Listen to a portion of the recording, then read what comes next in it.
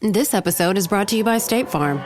From your morning podcast to your afternoon playlist, State Farm knows you personalize your entire day, and that's why State Farm helps you personalize your insurance with the State Farm Personal Price Plan. It offers coverage options that help protect what you care about most at an affordable price just for you. Like a good neighbor, State Farm is there. Prices vary by state. Options selected by customer. Availability and eligibility may vary.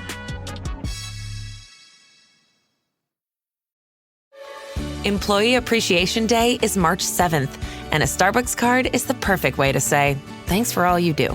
Have a smaller team? You can send up to 10 e-gifts in one transaction from the Starbucks app or online at starbucks.com/gift.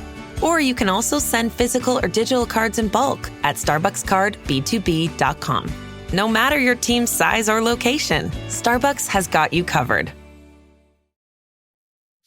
Since you're new to H&R Block, we'll look at your returns from the last 3 years for any money your last guy might have missed for free. I could get money back from last year? You could. We'll find any mistakes. Could have really used that 2 years ago when I dated that mistake for 5 months. Don't leave money on the table. Switch to H&R Block and get a free Second Look review. Second Look is included at no additional cost with the purchase of tax preparation. Results vary. All tax situations are different. Fees apply if you have us file an amended return.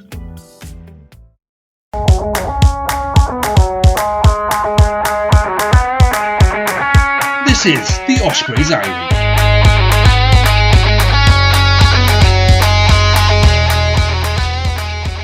Hello and welcome to the Ospreys Diary for a special podcast.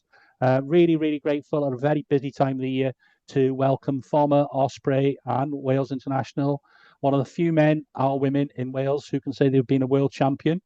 So very glad that Richie has found the time in his very busy schedule to join us. So twice again, a very warm welcome, Richie. How's it going?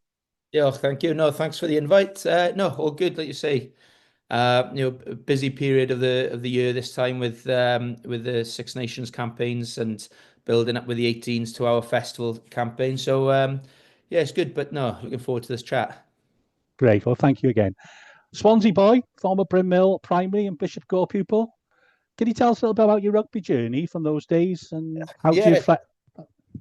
Yeah, very much like say Bryn Mill. I was fortunate to kind of grow up on the doorstep of St Helens, and our school team Bryn Mill. We'd walk down to St Helens and train on the recreation ground next to St Helens every Wednesday, and I suppose from there my kind of hunger and love for the game grew. As every Saturday I'd be on the terraces behind the posts with my schoolboy pass at Swansea.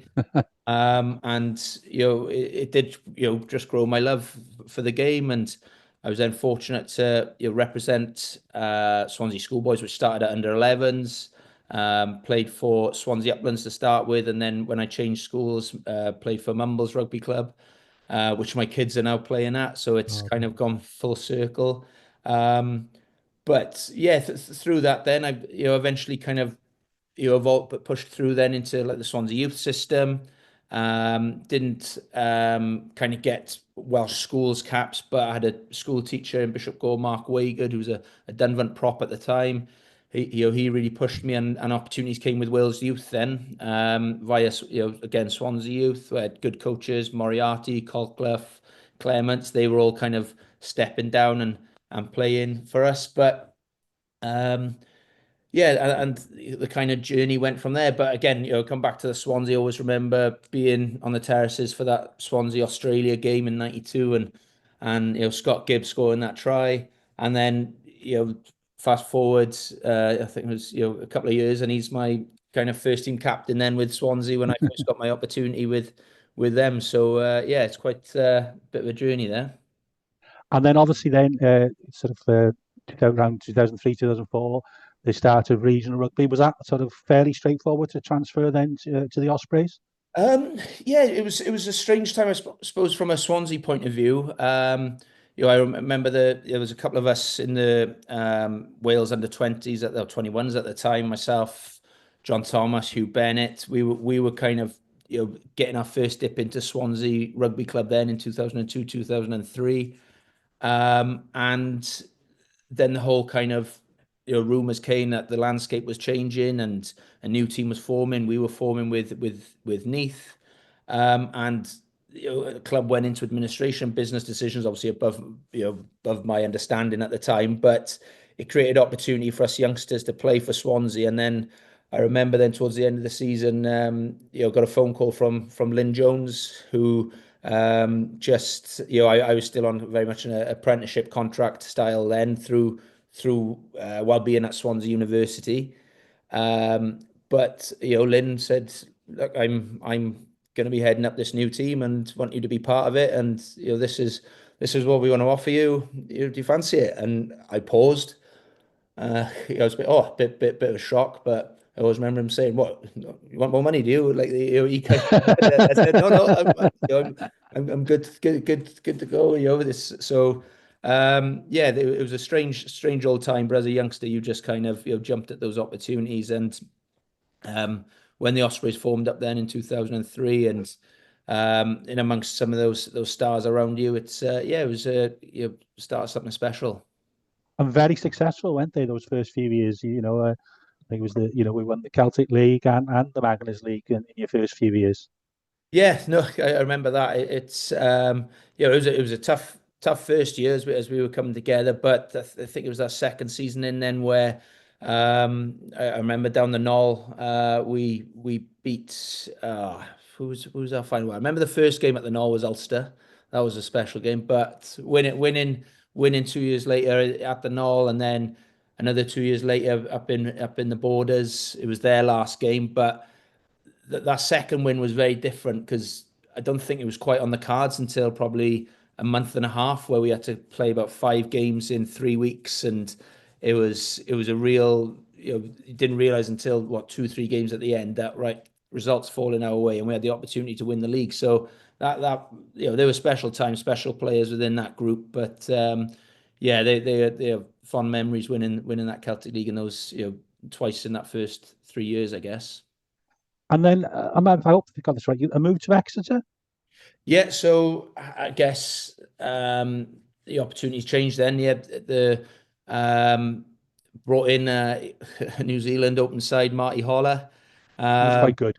Who was pretty good, and I was still young at the time. I was still, even though I had the opportunity and I played for Wales by that point, but myself and Steve Tandy were always fighting it out for that 7 jersey. And then I remember Lynn sat us down and he said, "Look, we're bringing in Marty Holler," and I guess the opportunities then didn't come my way, which I get. You have to fight for, but to move to a different club to get some rugby was probably what I thought was best at the time, and Exeter Chiefs was presented that opportunity. I had a great year down there. And tell us about your cap for Wales. That's a major achievement.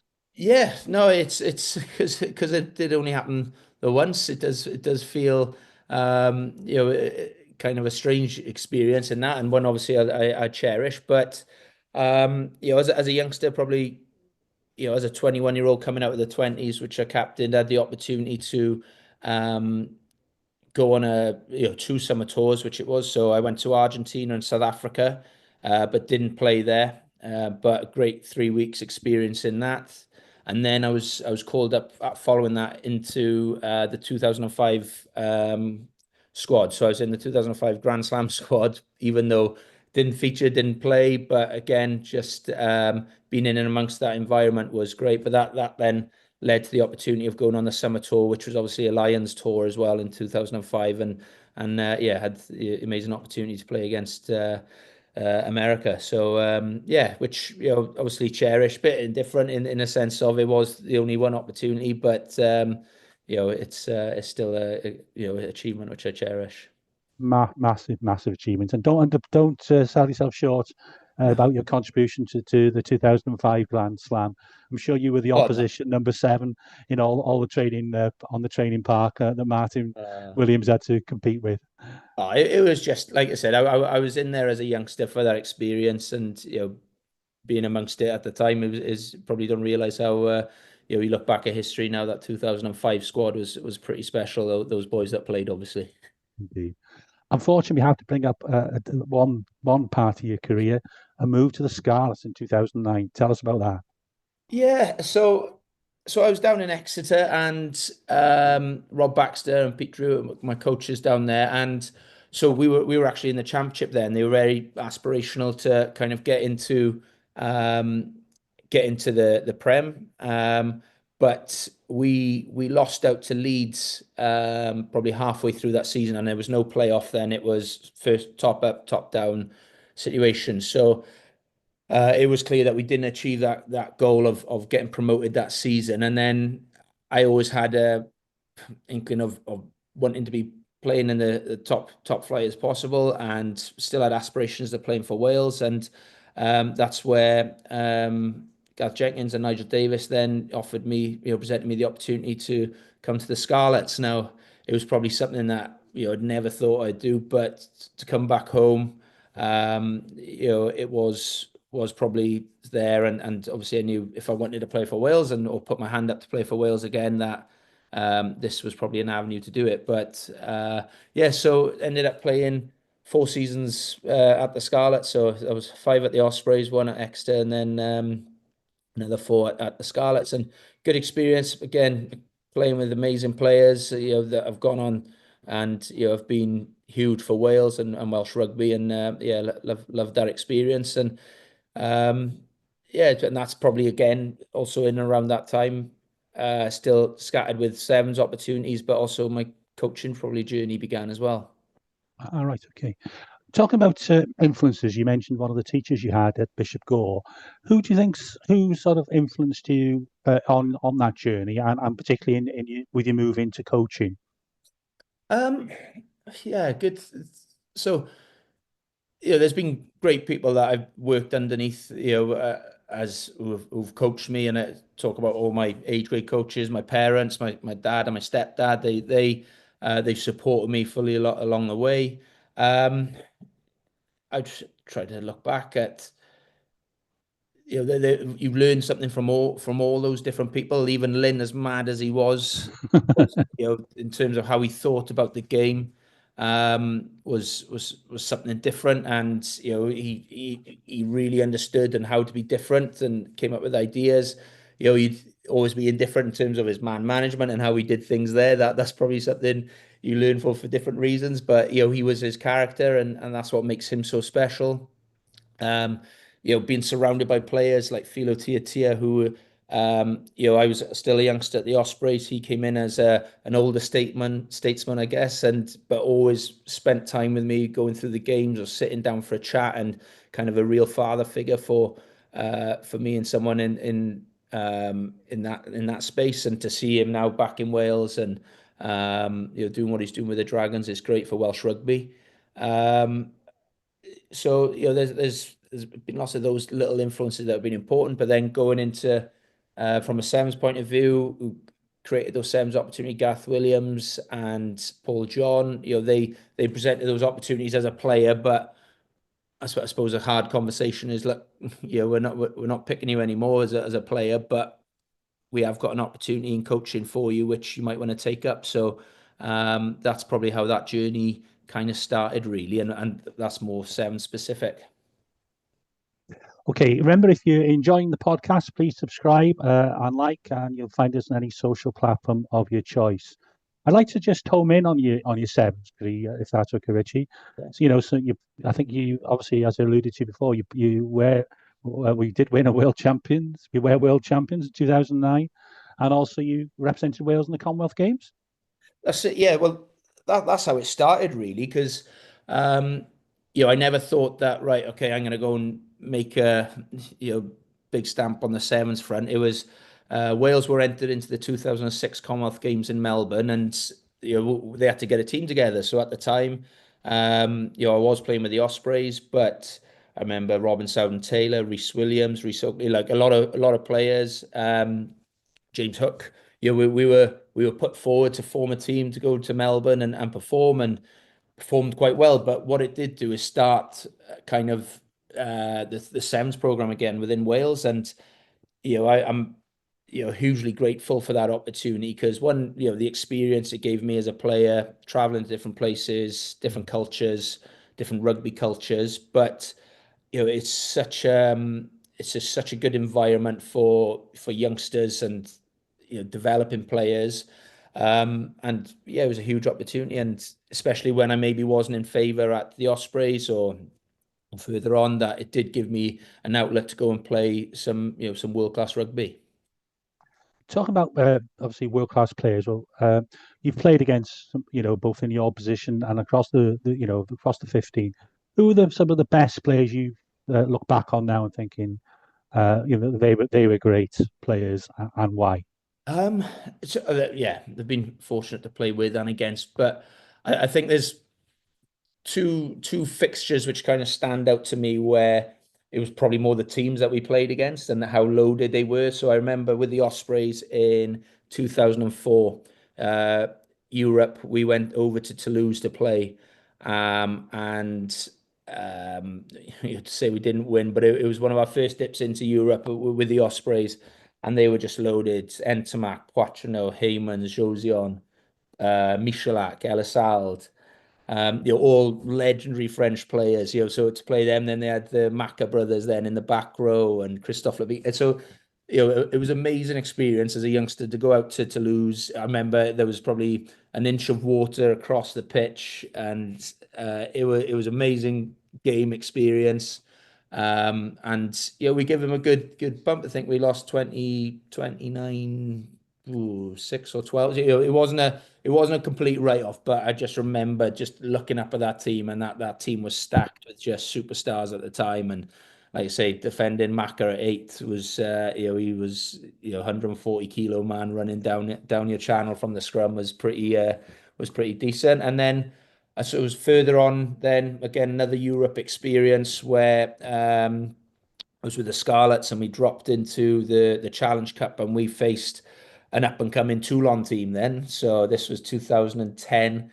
But then you looked at the players within their team then: Van Niekerk, Johnny Wilkinson, Sonny Bill Williams, Toko Kefu. You're just reeling off these names, and again like that we didn't get close to them that night. And I just remember conceding a try under the post probably about 50 minutes into the game, and you're turning around the crowd waving papers in the air, and you just don't know what's going on here. But that's something, a ritual they do in Toulon, that once the game's won, they're just throwing paper in the air, so they're like half hour to go and they've already won the game and celebrating. So it was to play in those matches against such big players were a huge risk. And we had good teams then, both the Ospreys and Scarlets at that time. But there was really something else when you're looking up. And Sonny Bill Williams then was pretty unknown, but he was a mountain of a man. His offloading skills, his ability, was phenomenal. Okay. Thinking about players now, and obviously we've got to come and talk, if that's okay, talk about your current role with Wales. Looking back, were there any players who, for whatever reason, had all the ability but didn't quite make it? Whether it was, I guess, to do with injuries, play a big part, don't they, in rugby, when especially. But I have anybody think, oh, he had everything, but for whatever reasons, didn't quite reach the heights he might have done? Oh, well, I don't know if I can't think of anyone like specifically individual. Like, there's always boys that I guess are on that journey, and they're going to be stars, but unfortunately, early injuries and finished early. But no, it's a good question, and probably I'm not sure who's kind of Don't worry. jumping out on me there. I'm not, but yeah, I don't know. Maybe come back to me on that one. No problem at all, Rich. I'll have to think about that one. No one's caught me that one, but yeah. So that's a good question. Going into then your current role, Yep. can you tell us a little bit more? Because I think you're down as under 18, under 20 sort of pathways. Obviously, your lead coach, from my understanding, of the under 18s, and we'll Yep. talk about where they are in their season and things that are coming up, which I think you've mentioned briefly as well. So, what does it actually involve? So as a pathway coach, work closely with Mark Breeze, Rich Whiff, and Andy Lloyd within the Welsh Rugby Union, and then our jobs then is again formally working those relationships with the regional academy systems and the programs there. So often with the Ospreys, you got Paul James, Brad Davis, James Hook, Andrew Bishop, Tom Phillips at the Scarlets. So who else? Josh Turnbull at the Blues, Adam Thomas, Kerry Jones at the Dragons. So there's a lot of good people, and it's a good. You got a basis of a very good team there as well. Yeah, it's good. Yeah, but there's great experiences, and I think that's absolutely what's important is, we want to give these youngsters the best opportunity to excel and reach their potential, and surrounding them with good people, good coaches who've had good rugby experiences themselves, but also can help them on that journey, because we want to produce future regional and international players. That's our and the best possible ability. So it's I find this an important role. It's an exciting role because you do get to see and work with these youngsters at such a young age. So it's kind of vital. And that alignment piece, I think what we've got to understand in Wales is we're not a big nation, geographically and I suppose, from a mass population point of view. So our strength has got to be how we work together and how we align, and we haven't always got that right over the past few years. Everyone's doing some great stuff, but probably in not different directions, but different ways of getting there. And I think if we can pick the best off what we all do and work together on that, we can put ourselves in a right place again. Great. Under 20s have had a good start. Obviously, I felt the score against France sort of flattered France a little bit. We were in the game for 60 minutes, but we sort of lost away in the last. And once a French team gets unstopped, they're almost unstoppable, aren't they? But very good results away to Italy, and a very good win at which was at Rodney Parade.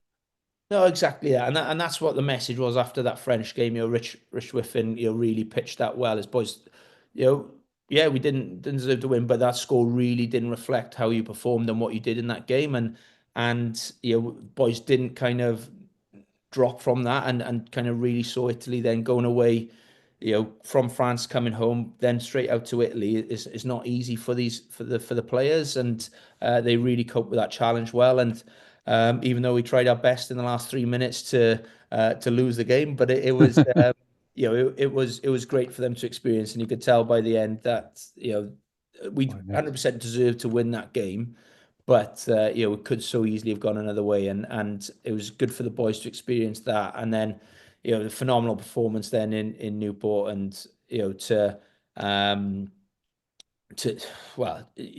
do what they did defensively. And I know Scott Snedden's been really working so hard with these boys, but you don't go into a game wanting to make 230 plus tackles, but for the boys to do that, Harry Beddles, Harry Thomas's, Sam Scott's, I can name them all, that they just put in such a shift that night that Ireland, who are pretty much they're a juggernaut at the moment in terms of their pathway system and what they're developing at top. So that is a huge win. Now the challenge that comes with this now, and this is what the experience and you want to put these boys in, is look, you've had 2 good wins. The pressure's back on you now. You're expected to win.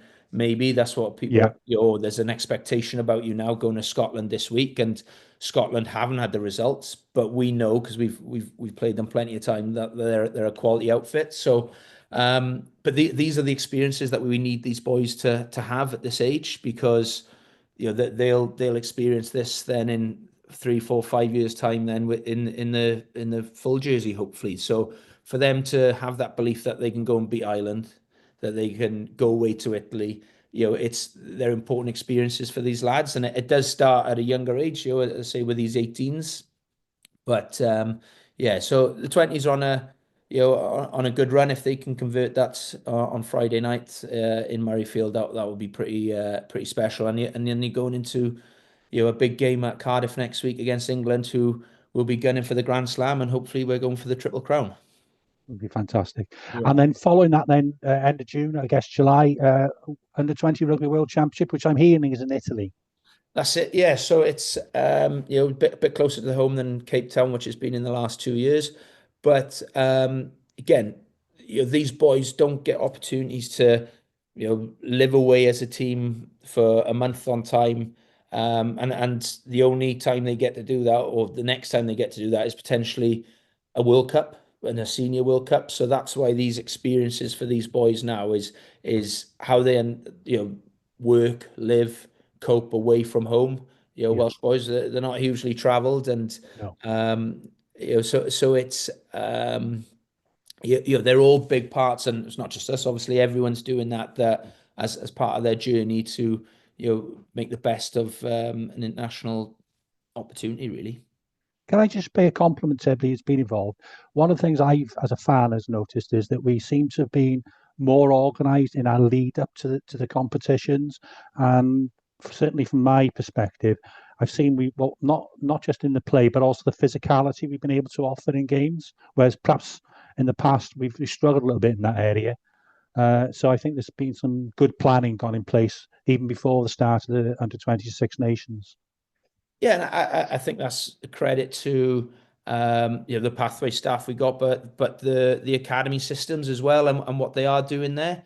And that's where I suppose not many people have been shouting out about how well those programs are doing and what they're producing. I think we're in that lull at the moment where we haven't got players coming through. We haven't, that's the kind of message that's going out there. So that was what was nice about these couple of games, is to show that there is talent there. The boys are being developed. Opportunities, will come for them. It's just, we want it now, and we are working hard to get these boys as right as possible, and there's no easy fix, there's no quick fix, but boys are determined, and we're trying to put the best support around them possible. That's great. Coming back to the younger age group, obviously Ospreys won the under-18 competition. What happens next now with regards to representative rugby for some of those players who played in that competition? Yeah, so the kind of layout of the season is, in the summer there's touch points with Wales 18s ourselves, but they work with the regions. Then it's a schools and colleges program before Christmas. Then they have 2 months within the regions, and now it goes into like a 2-month under 18s block where we culminate in a Six Nations in Easter time. So, but throughout that, we've called in wider group squads for weekend camps, across the season to keep touch with these boys. But ultimately now we've come off the back of half term last week. We had 3 days together as a group. We play Scotland a week on Sunday in Newcastle, Madley, but that's they're hosting us up there. And then 2 weeks after that, we're in Italy, a place called L'Aquila, just on the outskirts of Rome, or an hour out from Rome. And then from that, we'll finalise a 26-man squad that then go out to Vichy in France for what is more of a Six Nations festival. So, I say Six Nations, there's now 8 nations because Georgia and Spain are joining us this year. But within that 10 days, then we all play 3 games against each other. So for our Wales 18s boys, we'll play Ireland, Georgia, and Italy again. So it's a big physical challenge coming up for the boys. But again, it's about giving them that experience, that exposure to the next level of rugby, to hopefully positively affect them to step up on their journey, really. Yeah, and I guess obviously you'd never go into game one not wanting to win, but there is a bigger picture to these games. It's about developing players and seeing who can cope with that sort of the demands of perhaps a higher standard. That's it. And I'm picturing these boys against the best of other nations, because they are playing each other quite regularly, schools and colleges and in their region. So the boys know each other well. They've probably done that for the last 7 or 8 years as you're going through the pathway and system. These players stand out, but they need to be challenged in different ways, and to get those experiences of, again, going away from home, going up against the best. So we played France, England last year. We came within a minute of beating England, and again, that experience, it was huge for them, and we came off the wrong end of the result in the end. But what they learned from that will hopefully hold them in good stead moving forward. And that's probably what we've got to do as a pathway, is keep putting these boys in, giving them that opportunity. A number of the youngsters for both age groups are currently on perhaps scholarships or at university. over the border in England. That must present a challenge. And how are we responding to that situation? Yeah, it is. It's a difficult one because these schooling establishments and opportunities that are across the border, we haven't got many of them in Wales, and that's the way. And um, Welsh players are getting targeted at a younger age. They are, and when they're presented, they turn up at some of these schools, and they're unbelievable. They're fantastic, but so there's a bit of an understanding of anyone's decision. And whenever I speak to parents and players themselves, it's got to be an education decision. It's got to be what's right for them educationally, and then the Definitely. rugby kind of will look after itself. If ultimately, if you're good enough and you're given the right environment, you can make it as a rugby player or reach those goals as a rugby player. Now, our job is, look, we want to keep the best players in Wales and make sure that the programs and systems we got here are the best possible, and we're working hard to do that.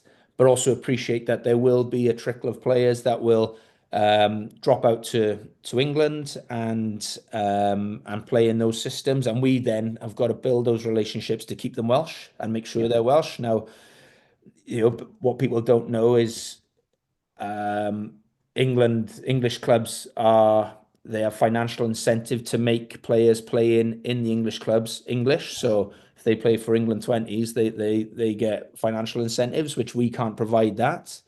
And also there's quite a strict border between, say, Gloucester and Bristol, that you can't dip into another person's region, otherwise you have to pay a financial fine. But what they have said is there is no financial fine for going across the border. Those regions border with Wales, unfortunately, and there's nothing stopping them going across the Severn Bridge and targeting Welsh boys. So, that's also, that is the challenge, but we can't afford to fight against it. We've got there's a trickle, and so our focus is on building relationships with these people in these academies, with your Bath, Gloucesters, Bristols, and there's great people in those systems as well. But we want to stop it being 6, 7, 8 players, accept that there's one or two, and really work with those one or two to make sure that they're representing Wales and in the red jersey. And sometimes they come back. You just got to look at Tom Bowen and Stefan Emmanuel. Stefan Emmanuel, and what a great job Cardiff did there in presenting them that this is the opportunity that presents you. We think you're a bit closer playing senior rugby if you do come across, and I think the fact that they have had Cardiff representing rugby is huge in that message. We're not just saying it and and not backing it up. That those boys have really they did have opportunities with Bath and Bristol to stay there, but Cardiff presented them that opportunity, and they've gone and taken that. So I think that is a bit of a message, is that in England they have got so many players, so many numbers playing. You're one of 20, 30 on a depth chart, whereas within Wales, the nature of it, you're one of 5 other players who are a step away from bigger honours and bigger opportunities. So there is that. Working with the agents as well, because these young players have been tapped up early. I had met with a 14-year-old player the other week who's already been touted by a school in England, who's linked with a professional club, and you're like, at 14, that's such a young age. And he's a bit like, well, I don't want to go. I don't, well, sorry, not that I don't want to go. I don't know what to do, because when that opportunity presents itself, it looks amazing, this opportunity, but does that mean I can't play for Wales? They're the questions these young players are asking, and of course it's never a case of you can't play for Wales, but when you're not in our eye line, or you're not in that shop window for longer, then you might slip through the cracks, and that's where we really got to make sure, accept that, stop the drain of players into a trickle, I guess, is the saying, and then build relationships with those boys who are over there and understand that, right, we got to understand who's Welsh, and we keep them Welsh in that sense, because there's boys playing in that England squad now, or England 20 squad, that we know are Welsh first, but the opportunity just as they've taken a different opportunity for now, and we've got to keep pushing to get these boys Welsh. And I think, again, as a fan, I think the professional rugby agreement, PRA, is very close to final agreements. And if there is more funding, well, this is the hope for us, is that, okay, we might have a little bit of starters sprinkled into a couple of squads as well. But I'm thinking of someone like Ian Davis, who played for us at scrum half last year. Yeah, He's probably about fourth or fifth choice. I think he's at uni in Bath as well, which I fully understand. He had to put his education first. But he's the type of player that if he's not getting regular game time, hopefully in the future he might consider coming back to play for a Welsh team. Yeah, definitely. And like you say, and I think these players are aware of that themselves. They got to see where their opportunities lie, and that those opportunities could be in Wales, and hopefully are in Wales, and that we bring those players back. So they're quality players. I worked with Yai last year, such an intelligent scrum half. Definitely think there's like you say, fourth, fifth choice at Bath as it stands, but I definitely think he could be a frontline 9 for a professional team. So and if we can get him back in Wales, that would be brilliant. But it's it's the right place, not right place, right time, but it's being calculated when those opportunities come. Now, I don't think Tom Bowen anticipated playing as many games for Cardiff within his first 6 months of coming back.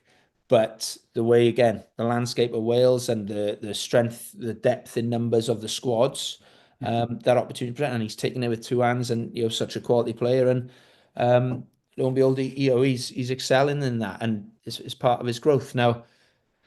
So Yai's a great example there, and if he's still with Bath, are there other opportunities? We've seen it with Louis Hennessy this year. Yeah, that look, it might be a case. Look, we can't sign you, but can we get you back playing? In a regional jersey, and those opportunities there. It's going to help you as a player. It might benefit Bath because their players not kind of on the sideline scratching, and that's going to help Welsh rugby in the long run. Yeah, and I can see they're having those relationships with those big English clubs, where it's a mutual benefit for somebody like Ian or Louis Hennessy to get a little bit of more professional rugby under the belts. That's it, and because professional sport is cutthroat, and there will come a point where, I suppose, as they keep aging and they're not getting that experience, that kind of harsher realities of other players coming through, you're always being chased from below. There's always these bigger clubs in England can go out and pickpocket some superstars, and all of a sudden you think you're 1 or 2 places away from the starting berth, and then an international 9 is signed up and steps into your place in that example, or centre. So which isn't happening so much in Wales. So again, that's why the region's a pretty a pretty good environment for exposing young players at the moment, and giving them that experience. Well, that's great. Well, thank you once again, Richie, for your time. Obviously, all the very best to the 20s and the 18s, and of course yourself and the coaches, and obviously all the very best for the future. So thank you so much for finding the time today with us, as I say, and thank you again. Thank you.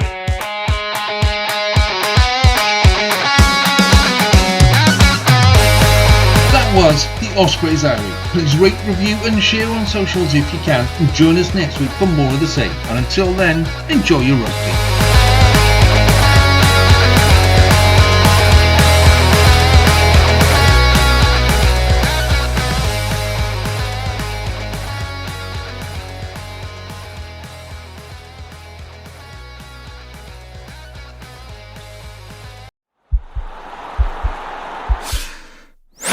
This podcast is part of the Sports Social Podcast Network.